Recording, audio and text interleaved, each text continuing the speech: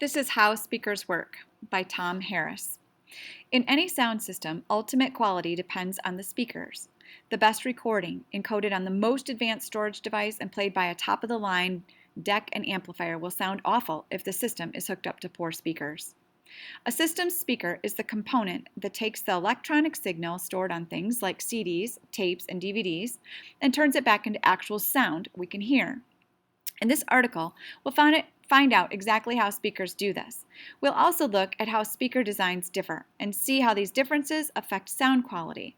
Speakers are amazing pieces of technology that have a profound impact on our culture, but at their heart, they are remarkably simple devices.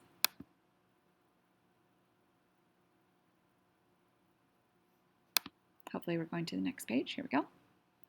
To understand how speakers work, you first need to understand how sound works. Inside your ear is a very thin piece of skin called the eardrum. When your eardrum vibrates, your brain interprets the vibrations as sound. That's how you hear. Rapid changes in air pressure are the most common thing to vibrate your eardrum. An object produces sound when it vibrates in air. Sound can also travel through liquids and solids, but air is the transition medium when we listen to speakers. When something vibrates, it moves the air particles around it. Those air particles in turn move the air particles around them, carrying the pulse of the vibration through the air as a traveling disturbance. To see how this works, let's look at a simple vibrating object, a bell. When you ring a bell, the metal vibrates, flexes in and out rapidly.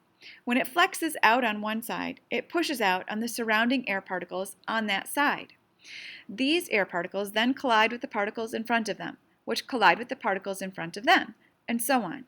When the bell flexes away, it pulls on these surrounding air particles, creating a drop in pressure that pulls in on more surrounding air particles, which creates another drop in pressure that pulls in particles that are even farther out, and so on. This decreasing of pressure is called rarefaction.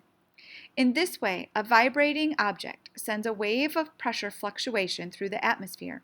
When the fluctuation wave reaches your ear, it vibrates the eardrum back and forth.